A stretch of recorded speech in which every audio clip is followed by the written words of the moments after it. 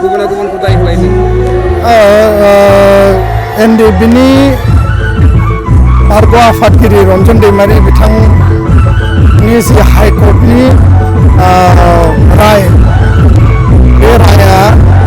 Lower कर्टनि सिबिआइ first track कर्टआ जि रायखौ होदोंमोन बेखौनो बाहाल लाखिदों आरो जोङो बयबो सानदोंमोन आरो जोङो बयबो अबजार्भ खालामबाय थादोंमोन खबरबो लादों जे माबा नङा माबा मोनसे पजिटिभ रिप्लाइ रिजाल्ट फैगोन रन्जन दैमारि बिथांखौ लवार कर्टनि जि जाजमेन्ट बेखौ डिसमिस खालामनाय जागोन बा बेखौ नाल एन्ड भइड खालामनानै उदां अख्राङाव फैनो हानाय थासारिखौ जों मोनगोन नङाबा बिथांनि जिखिनि लाइफ टाइम इमप्रिजनमेन्ट बेखौ रिडिउस खालामनानै होगोन माबा नङा माबा मोनसे पजिटिभ रिजाल्ट फैगोन होननानै जोंहा मिजिं दङमोन खिन्थु रन्जन दैमारि जर्ज बसुमतारी आरो जिखिनि साद' बिथांमोनखौ दिनै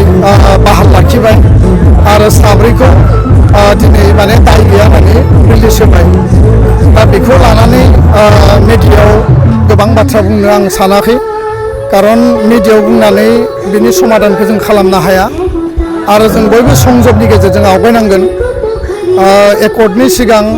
फार्स्ट ट्रेक कर्ट बिथांखौ जाबसिननानै होदों आरो फार्स्ट ट्रेक कर्टनि गेजेरजों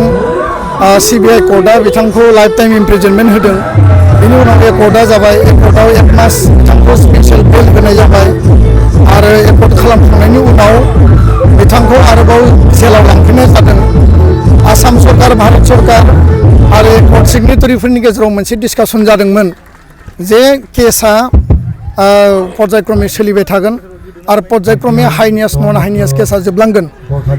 आरो बे हाइनियास क्राइमफोरखौ रिभिउ खालामनाय जागोन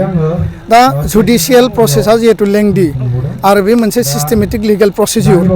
दा बेखायनो भारत सरकार आसाम सरकार एकर्ट सिगनेटरिनि गेजेराव आरो बिटिआर काउन्सिलनि गेजेराव बयबो मोनसे कन्जिनियेल एटमस्फियाराव रायलायनानै मानगोनां रन्जन दैमारि बिथांखौ माने जेलाव थानायनिफ्राय मोनसे माने उदां पर्यायाव लाबोनायनि थाखाय माने चिरां नङाबा उदालगुरियाव लाबोनानै बेखौ माने हमलि परिबेसाव रायजो राजाफोरजों लोगो हमलायनानै थानो हानाय मोनसे परिबेसखौ जोङो फेस मेनाराव खालामनायनि थाखाय सरकारखौ नारसिनदोंमोन जोंनि फार्स्ट दाबियाथ' बेखौ जेरैखि जायाबाबो हगारनांगौ रिलिज खालामनांगौ खिन्थु लिगेल जिहेतु भार्डिक्टखौ होनानै दोनबाय मोनसे जिनज्रि जिहेतु खानानै दोनबाय बेखौ जिहेतु बस'नो थाखाय लिगेल प्रसिडिउरनि प्रयोजन जायो दा बेखायनो बेखौ मोनसे पर्यायसिम लाबोनानै लासै गासैबो बिथांमोननि जाबजीबन कारादन्ड मोननाय गासैखौबो लाबोनायनि मोनसे प्लेनिं पलिसि खालामनाय जादोंमोन खिन्थु बे बाथ्राखौ लानानै जोंनि गेजेराव मोनसे मिसआन्डारस्टेन्डिं जादों आरो मिसआन्डारस्टेन्डिं जानानै बिथांखौ जेलावनो लाखिफिननाय जाबाय आरो बिनि उनाव लवार कर्टनि जाजमेन्टखौ हाइ कर्टआव चेलेन्ज खालामनाय जाबाय आरो lower court versus high court बे मोनसे मोननै बिन्दोनि गेजेराव चेलेन्ज जानायनि उनाव हाइ कर्टआ सिगांनि रायखौनो आपेल खालामनानै लाखिफिननाय जाबाय दा बेखौ लानानै जोङो गोथौयै सिन्था खालामबावनांगोन सुप्रिम कर्टआव थांनायनि थाखाय जोङो मा प्रिपेरेसन नांगौ आरो एकर्टखौ बिथा खालामनानै बिथाङा उदां अख्राङाव फैनांगौ बेनि थाखाय भारत सरकार आसाम सरकार बिटिआर काउन्सिल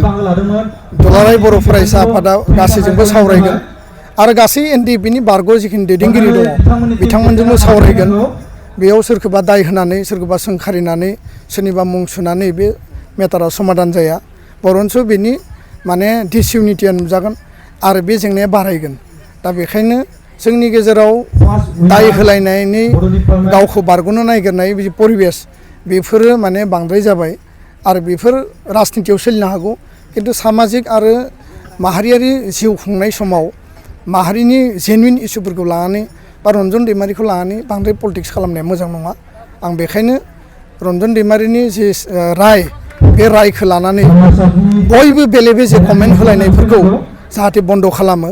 आरो रियेल खामानिफोरखौ टेबोलाव फैनानै मावनानै बेखौ जोङो लांदां अख्राङाव लाबोनानै एकर्टनि जि स्पिरिट एकर्टनि मर्यादाखौ बाहाल लाखिनानै जोङो फार्दार एकर्ट इमप्लिमेन्टेसननि थाखाय रन्जन दैमारिखौबो टिमाव लाफानानै खामानि मावलांनायनि बाथ्राखौसो जों साननांगौ दा बेखायनो बे क्रुसियेल टाइमाव जोङो संजम जानांगोन धैर्य हमनांगोन इउनाइटेडलि थानांगोन आरो जायफोरा दाय होनानै मोजां मोनो बिथांमोना खामानि मावग्रा नङा बिथांमोना दायखौ होनानैनो गावसोर बारग'नो नागिरनाय गावनि मोखांखौ सुनो नागिरनाय आरो बेबायदि सुबुङा माहारिनि थाखाय बेसेबां माने सिरियास बेबो साननो गोनां आरो बर' माहारियाव बेबायदि दाय होलायनाया बारा जायोबा माहारिनि खामानि मावग्रा मानसिफोरनि आंखाला नुजागोन। दा बेखायनो आं खावलायबाय जे बेबायदि दाय जाबसिनलायनायफोरखौ नागारनानै जिखिनि गुबै खामानि दङ जोङो टेबोलाव जिरायनानै खामानि मावगोन आरो एबसुआ बेनिफ्राय जों जानगाराव थानाय नङा। एबसुआ बिनि लिडारशिपखौ लागोन आरो बयखौबो इउनाइटेड मोनसे प्लेटफर्माव लांनानै हाबा मावलांगोन। गोजोन्थों।